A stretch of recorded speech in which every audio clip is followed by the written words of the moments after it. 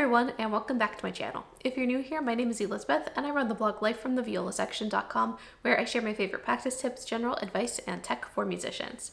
Today, I want to go over 3 different music theory method books. First up, we'll be going through All for Strings, then Alfred's Essentials of Music Theory, and finally a new to me book, Basic Music Theory and History for Strings.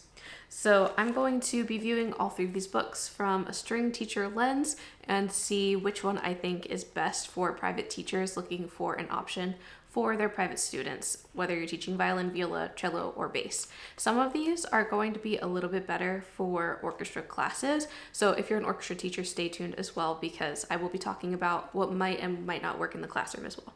So first, All for Strings is a 3-part method book for all string instruments. It's kind of similar to Essential Elements if you're familiar with that. Many classroom teachers use this to introduce students to string playing. So each level has basically a lesson book, one of these theory books, and also performance books as well. I actually just bought some of those recently too. Let me know if you'd like a review of them at all. So these correspond with their specific level. I only have book 1 for both viola, and I also have a violin copy as well. I do not have the theory books for 2 or 3. So today we'll just go over book 1 and see if it's a good start for music theory. So let's go over the concepts covered in book 1. It goes over basics like the staff, clef, line, and space notes. Also just general note naming. There's a lot of that.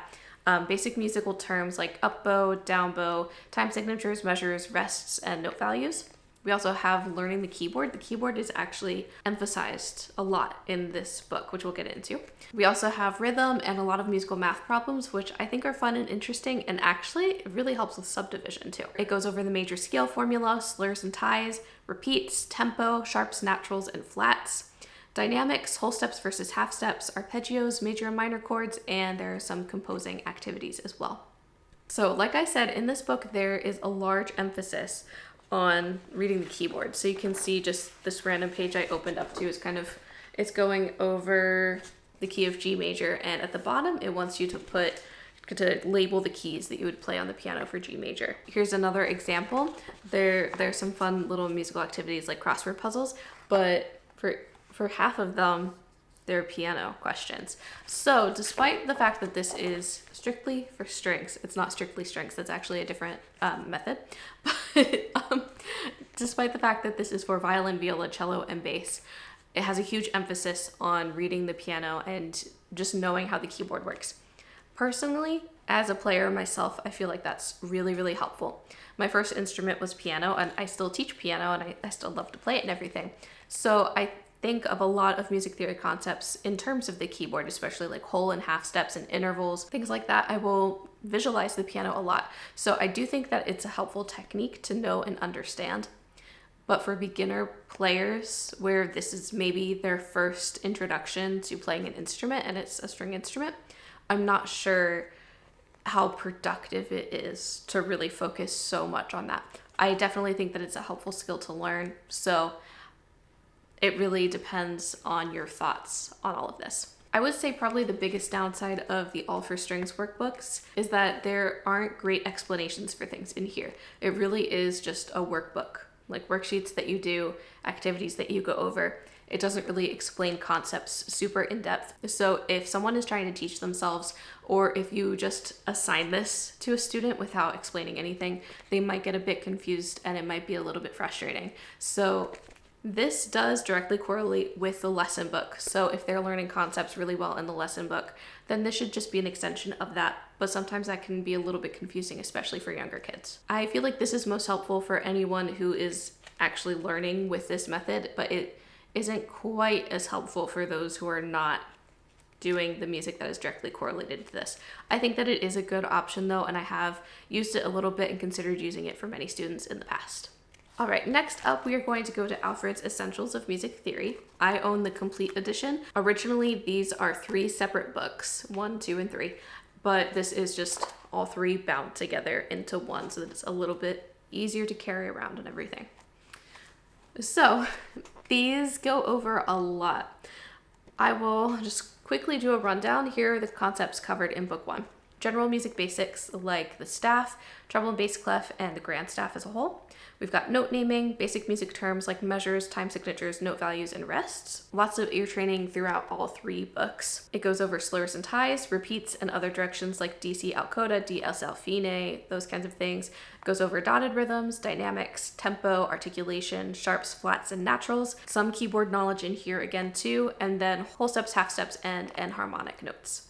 That is just book 1 out of here. Now book 2 goes over major scales, key signatures, more ear training again, the chromatic scale, intervals, the circle of fifths, solfege, transposition, 16th notes and triplets, common time and cut time, compound meters, syncopation, major and dominant 7 chords, and scale degrees. Finally, the concepts in book 3 include more ear training again, triad inversions, figured bass, chord progressions, minor scales and chords, augmented and diminished chords, modes, some composition exercises, blues scale and its chord progression, and finally it goes over a little bit of musical form.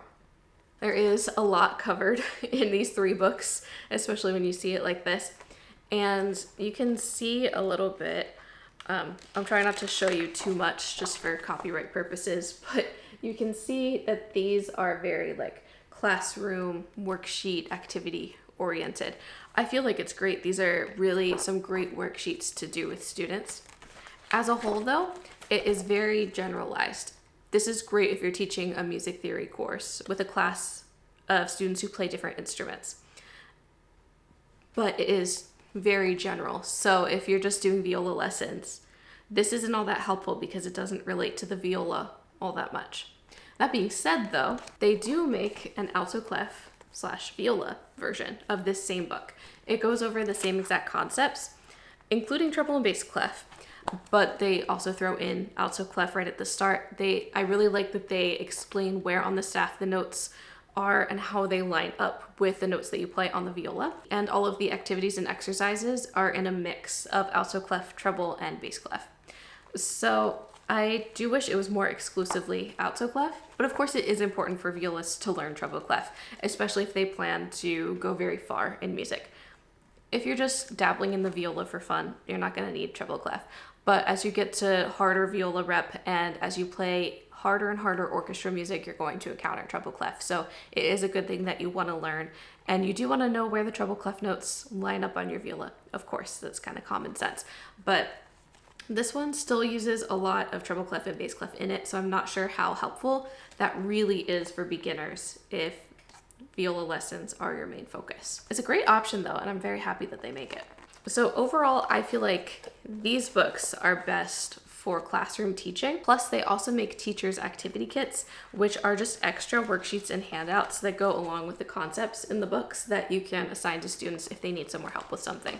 These are really helpful. I also like how at the top of each page, it says what it correlates with in the original book. So I think that that's really, really helpful for organization. I love when books do that.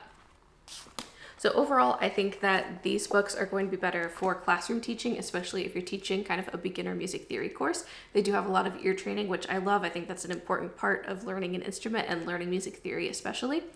And it's very generalized, so it can work for a larger group of people. And finally, a couple months ago, I got this new to me book, which is Basic Music Theory and History for Strings. I'm gonna tell you right away that this one is my favorite of the 3 today, even though I kind of know it the least because I just got it. So the concepts covered in book 1, I have book 2, but book 1 goes over note naming, note values, steps versus skips, whole steps and half steps, the D, G, and C major scales, ear training, a history and evaluation of string instruments through the years, biographies of 10 composers from the 1500s to 2000s, and an overview of the different musical eras. There are just 2 books in this series, so book 2 goes over key signatures, major and minor scales, intervals, scale degrees, time signatures, musical form, different genres of music played by string instruments, other string instruments from all around the world, and just a little bit about evaluating music performances. I really, really like this book because I have the teacher answer key, which is fun. It makes me feel really cool. But I really like this one in particular because so many of the pages have these fingerboard diagrams. So students can really see how the music theory actually works on their instrument.